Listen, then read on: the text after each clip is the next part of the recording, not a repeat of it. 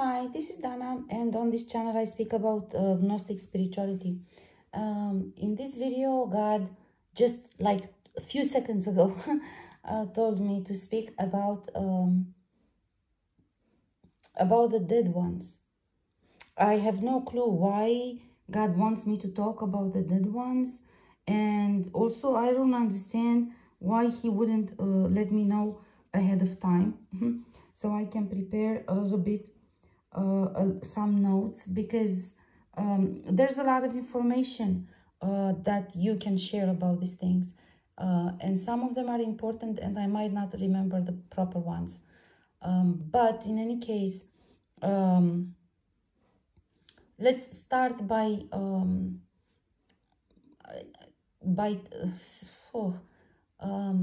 talking about what commonly we know from church in 3D, and namely that for your dear ones, especially in Orthodoxy, I'm not sure that the Catholics are sharing the same traditions, but in Orthodoxy, usually people go to church and they have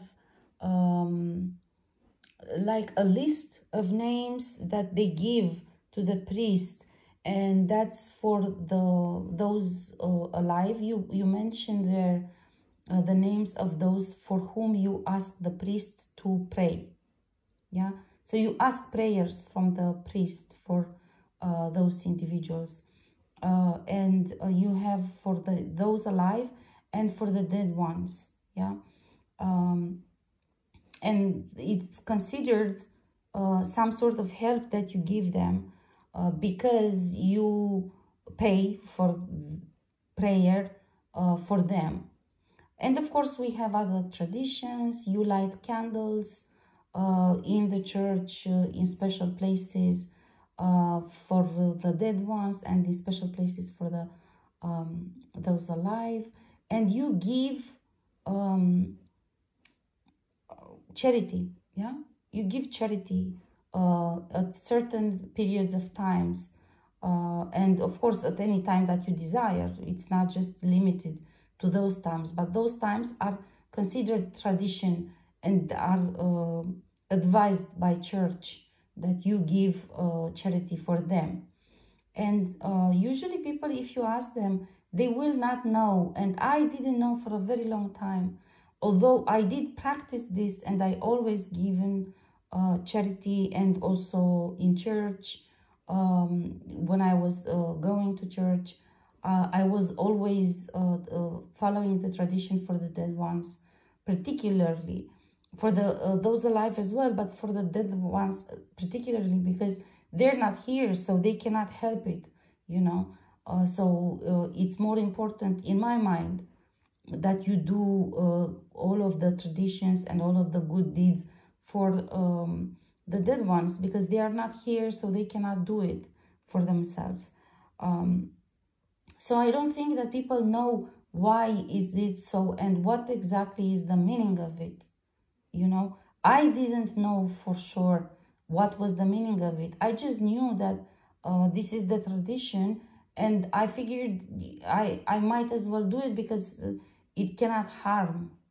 It can only help, I hope, and I pray. Yeah.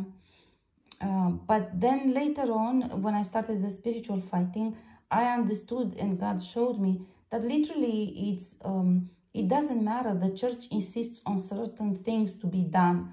The church insists on so many details, what type of food you should give to whom and stuff like this. But God showed to me that, in fact, what it is, it's a good deed that you do in the name of the dead one.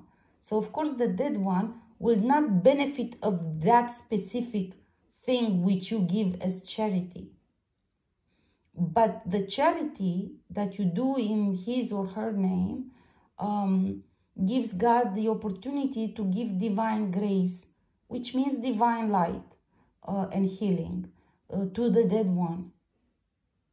This is what it is, basically. So you can do the good deed in any way, shape, or form, and the charity as well in any way, shape or form, it doesn't really matter. This is just something that the church invented so people would listen to them. It really just doesn't matter. God showed to me clearly, the dead one will not eat the food that you give. It doesn't matter to the dead one what kind of food you give. But what matters is that you do a good deed. Now, if you do the charity properly and you do good to someone with that charity, that it's a good deed. And for that, God will give divine grace to your dead one if you do it in their name. But if you, for example, give charity to rich people, that is not so much a good deed. So God cannot give that much divine grace. Do you see what I mean? So it's what matters is to make sure that the gesture you're making, it's a good deed. You do something good in the world, and you do this in the name of the dead one. And then, in exchange for that, God can give the divine grace to the dead one because of your gesture, yeah? Equally, your good deeds and your spiritual fighting, all that you do in your life in this regard, you can dedicate to somebody who is dear to you and died. So you can ask in astral letter, you can ask the divine realm, and you can specifically say, the beneficity I gained through this and this and this spiritual fighting, or this and this, whatever you did, charity or whatever you did as a good deed, I would like to be bestowed upon so and so individual for healing and for divine grace, to receive divine grace. Yeah, and this helps them tremendously. This helps them tremendously. You must know this. So this is there. I wanted to start with this because this is the easy introduction.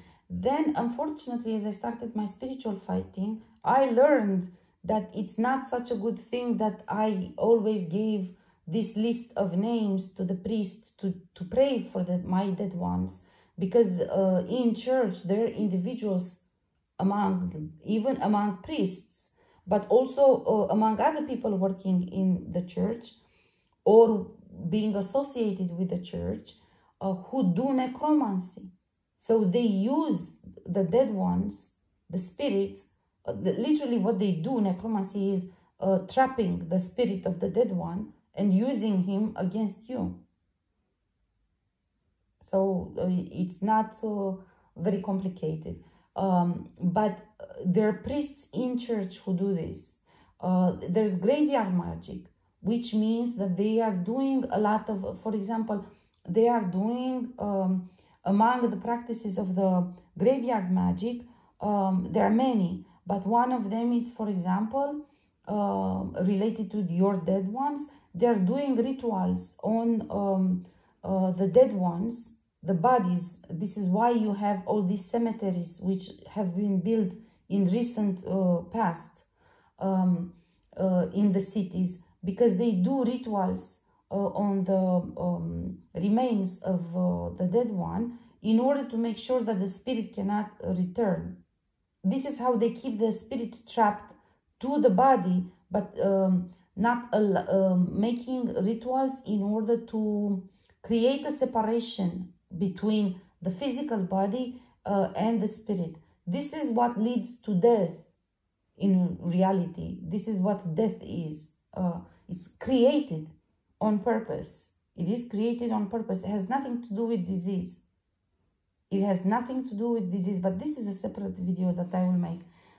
It's literally spiritual in nature. The disease comes from too much darkness that penetrates your aura first, then your chakras, then your physical vessel, then at some point your organs, and then of course the body deteriorates. That's a totally, and then you get sick, you get illness. That's a totally different story. But and because you always go to doctor and you take medication, but you don't do the spiritual fighting, you never heal completely. And in the end, of course, you die. I mean, the physical body is too much deteriorated at some point.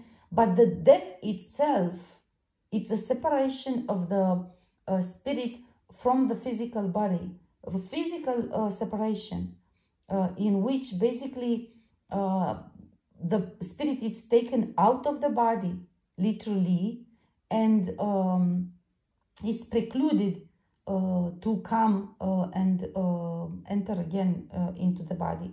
This is the death. This is why you have so many in coma whom tell you that the spirit traveled while they were in coma, because this is what the coma is, this is what the death is, separating the spirit from the body. So it's a spiritual thing. When somebody died, there was a spiritual attack on that person. It's nobody dies just from physical sickness. This you must know. But we will go into this about death in another video.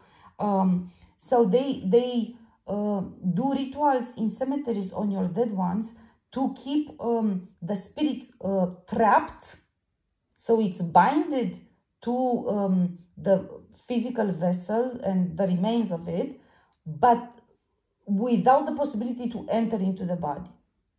Many times, depending on who are your dead ones, many times individuals from convents who have done bondages on your dead ones while they were alive, they claimed those individuals. Yeah.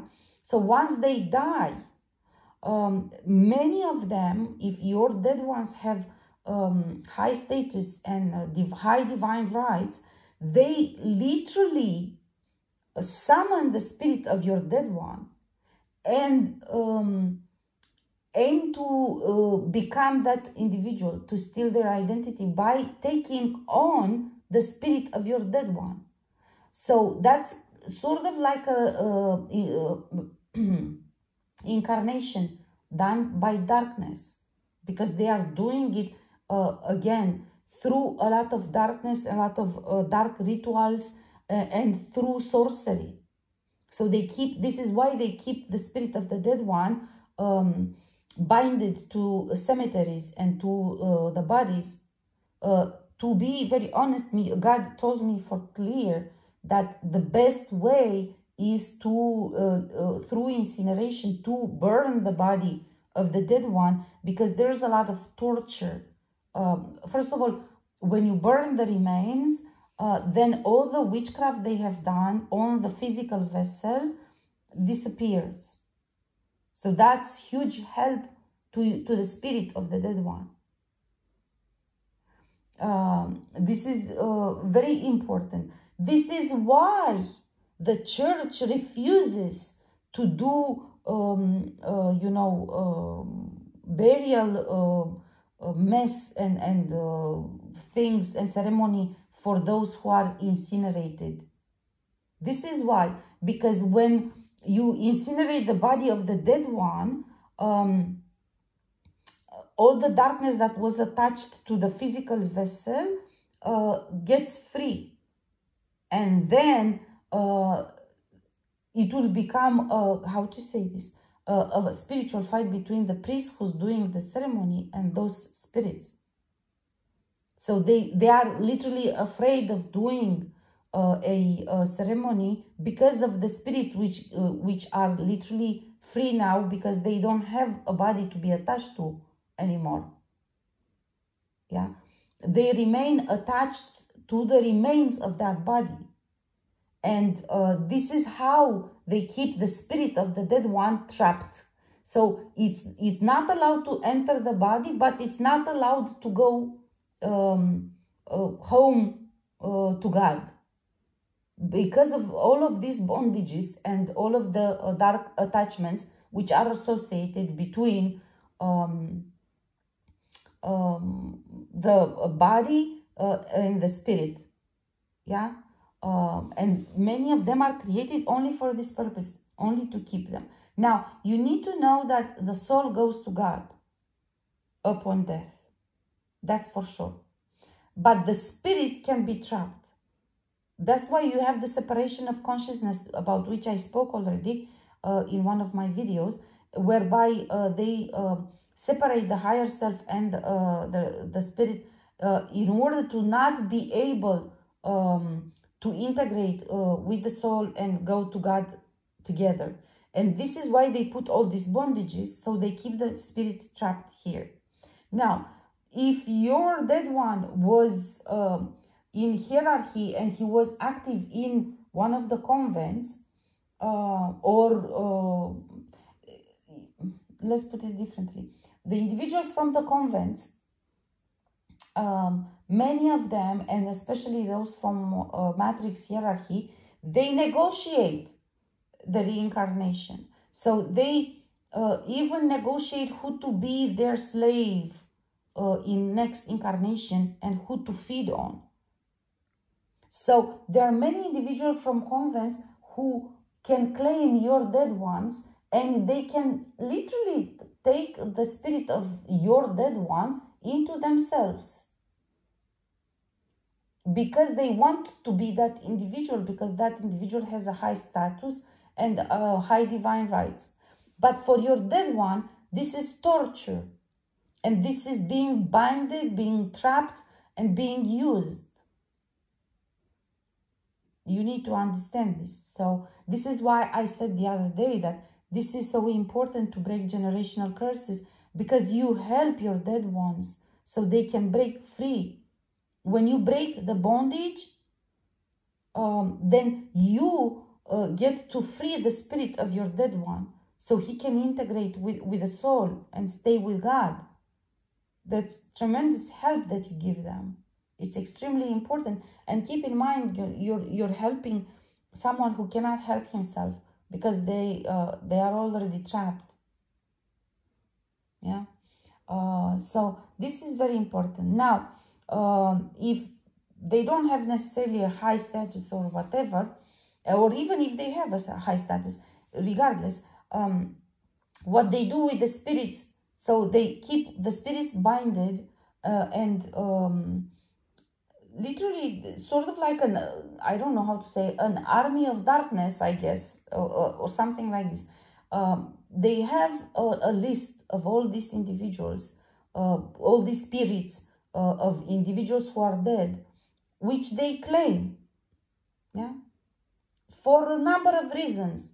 Either that they were in an area which was claimed by the convent, either that they were carrying a bondage created by that convent, in many different ways, yeah, or that they were sacrificed by somebody from the convent. There are many ways in which someone and some organizations can claim certain spirits, yeah. Now, imagine that if they claim your dead ones, that means they claim to have authority over you. Because if your father is one of your dead ones, then your father had authority over you. So if somebody decides to take the spirit of your father in themselves, they say, now I am the father of this young woman. Now I have authority over her and over her rights. This is why they take the spirit in. So they can get power over you, but it's not power and it's not authority. This is all illegal, of course, you can imagine, but they are doing it. That's the purpose. That's what I'm explaining, their logic. I want to be very clear, because everything that I'm talking about in this video, all this necromancy and all of this graveyard magic, this is all illegal. And in my the legislation that I will bring about, I will make sure that this will be punished, for sure. And it's very easy, obviously, to punish it, because it's illegal even in 3D to do anything related to the dead ones. But there are a number of institutions involved. The cemeteries, for one, the church, another one. But for sure, it's not a guess. Even when I started my spiritual fighting, I asked the priest. When God showed to me this about necromancy, I couldn't believe. I thought this is crazy. And so I asked the priest here at the monastery in Cernica. I asked the priest, I said, is it true that they are doing necromancy with a list that I'm giving for prayer for my dead ones? And he confirmed. They're colleagues of his that were another priest, which was part of a convent and so on. So it's not, this is not even just based solely on my divine guidance. This is confirmed in 3D by individuals. So it's, I'm not kidding. Okay, so, I was talking about, because I'm trying to give useful information, you know, because this is important for everyone to be able to help their dead ones. It's important for you to break the bondage on your dead ones. Of course, it's important to do charity and to do redemption in their name. If they did something and you know they did something, a bondage, if they created a bondage or they made a mistake or something, it's important that you help them break the bondage and you breaking their bondage and doing good deeds in their name. Because they get divine grace and this way they can heal, you know, they literally can heal. Now, while they do all of this in 3D, God does try to help the dead ones, of course. And he's trying, when an individual claims one of your dead ones and take the spirit in, yeah, God tries to send to that individual the soul of your dead one, yeah? So, to be more explicit, if an individual takes the spirit of your father who's dead in himself, that individual does so in order to do harm, you can imagine. Because it's illegal, so it's clearly that individual is part of some sort of organization which does ritualic practices in cemeteries and stuff. And this is death magic, this is graveyard magic, this is necromancy, this is a lot of darkness. And then that individual will claim everybody that was under the authority of your father. That means you, your mother, brothers, sisters, whatever you have in your family, yeah? And they will steal all your divine rights. They will do a lot of harm to you, yeah? And you might not even know the individual who's doing this. Because I already explained, in the convents, they negotiate all of this. And they say, they literally, like, it's a contract. They pay for this. It's or clients pay for this, and there are individuals in the convents who are selling this. For them, it's a market. It's I'm not even kidding. So this is, for this reason, God is trying to send the soul of your father to that individual, because clearly those who are doing all of this harm, they don't have a soul anymore. Their own soul. They lost their own soul. That's for sure when you do this kind of harm. But God tries, and I've seen God doing this, is sending the soul of your father, mainly to help, first of all, to help your father, because it's painful for the soul even, which is with God. All the darkness which is put over the spirit wants to bind, keep it binded to 3D, or then to whatever else they want to do with it. And he tries to send the soul to that individual in order to help your father, but also to influence the choices that individual makes, yeah, and to help you, all of the victims which fall prey to this crazy lunatic who takes the spirit of your father in. Yeah, so God has responsibility to many individuals. So he's trying to unite the spirit with the soul, one way or another. Yeah, and God has this. He can do this like in a second. You cannot imagine. He instantly he will put a soul in a body. The problem is, though, that that individual already is into a lot of dark practices, so he will lose the soul in very short time. But, for example, God will decide to put the soul of your father in that individual united with the spirit. Maybe when that individual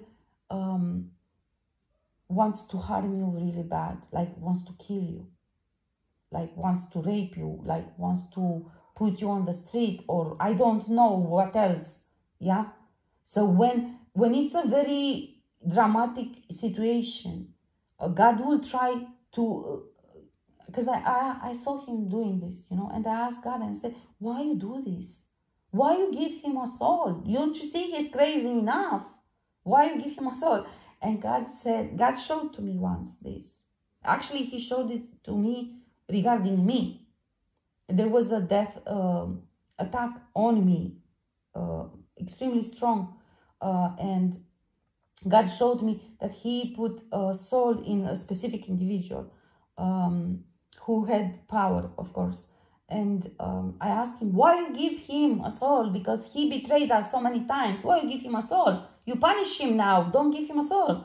And God explained to me, I need him to make the right decision now for you.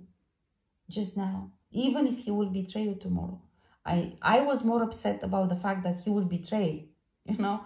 But God said, don't focus on that. The problem is just look behind you. They sent to you a very strong death attack. And I need him to make the right decision in the next hour. I just need him to be correct 1 hour. I know he will betray. Because I was so focused. Like, don't you know he betrayed so many times? Why you give him the soul? And God said, I just need him to make the right decision in the next hour. Because in the next hour, this will be too strong for you. This death attack. And I need him to do the right thing just in the next hour. To make sure that we all move forward. And indeed, that individual afterwards, he lost the soul. Like, it didn't even last 12 hours. He lost the soul because he made a wrong decision to betray again, of course. And I pointed out to God. I said, look, I told you he's going to betray. and God said, yes. But look at what decision he made when I gave him the soul. He doesn't keep the soul long. But then when I gave him the soul, he did make the right decision when I needed him.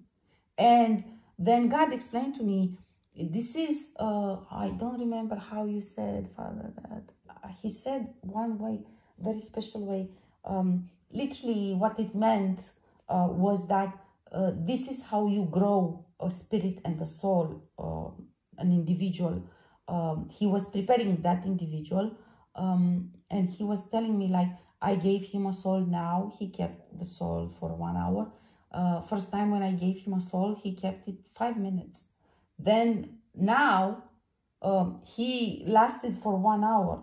Next time, maybe he will last for 2 hours. And next time, maybe he will last for 3 hours. And at some point, he will keep the soul. He will do the right thing and he will keep the soul. So it was a gradual, sort of like educational process that God was doing with the individual.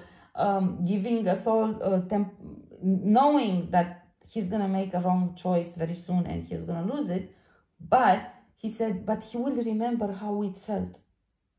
That particular moment when he made the right choice and he had the soul, that he will remember this. He will keep that in mind. Yeah. Anyhow, so it's not like God doesn't do anything. God tries to help, but this happens to your dead ones. You need to know. Now, if nobody wants to take in the spirit of your dead ones, then they will literally train them and use them as an army of darkness. They will send upon them through ritualic practices, like in a laboratory. God showed to me, like it's like a laboratory, and some individuals have meetings and they say, we need poltergeists to create this and that and that and that harm onto people. Literally, they make lists of what kind of harm, psychological trauma, suicide, rape, murder, drug addicts, sex addicts, homosexuality, all sorts of dementia, you know, and they send spirits upon the spirit of your dead one. They send attachments on the spirit of your dead one, to torture that spirit and to literally just train him to become a hitman, to become murderer, to become literally like a soldier in their army of darkness. And then when the convent makes a judgment on you and they decide that I don't know, you should be a prostitute, or you should be a thief, or you should be, I don't know what else they do. There's so many wrong things that they do. They will send a number of these poltergeists which they trained to do harm. This is how they do attacks. They have an army of darkness, spirits, individuals whom they claim. Many of them are your dead ones. Many of them are the spirits of your dead ones, which they use. They trap and use. Yeah? It's 31 minutes. I cannot speak for very long because then it's difficult to upload. There's so much more to talk about the dead ones. This is very sensitive topic, but God did not give me at all time to prepare. So it's very important, first of all, that you focus and if you do the spiritual fighting and you do the breaking of the generational curses, sooner or later you're going to help them anyway. Because I explained, you breaking your bondage means that you break the pattern and you reverse the pattern. That means you break the bondage of previous generations anyhow. So you help them anyhow. But it will be worth it and it will be important. And this is part of your own healing. But it would be worth it and it would be important if you would ask questions about your dead ones, so you will learn how to help them. And if you include them in your astral letters for the karmic boards, if you light candles and do prayers for them, if you send them healing, of course, healing energy, because they are here. Everything is here. They are here. You don't see them because they are in a different dimension, but they are here, and all of this can help. Now, if you do not master your energy properly, you shouldn't do this. You should focus on your path, on your spiritual journey, because obviously there are emotional strings between you and your dear ones. So if you cannot control your energy in order to do this in a detached manner emotionally, then don't do it, because they will use that emotional wound, or whatever you want to call it, to put a hook on you, and they will do more harm to you and to your dead ones. Yeah, any emotion can open up your aura and they can put a hook on it. So if you cannot work with your energy properly to control your energy while you do this, then don't do it until you learn, because you're going to have to learn to control your energy and to heal your energy at some point. It's part of the process of healing yourself. But until you properly do this, then don't do it, because it's going to just expose you, and it's going to make you vulnerable to attacks even more. And then it will be more complicated. But you need to know all of this about your dead ones, and you need to know that what you're doing matters to them. So in the decisions you make and whatever you do can contribute to their healing, or hopefully it doesn't contribute to doing harm to them. I'm gonna stop now because it's 35 minutes. Now that I know that God wanted me to speak about this topic, I will reflect a little bit to see what I left out and I didn't get to say, and maybe I will make another video if God allows me.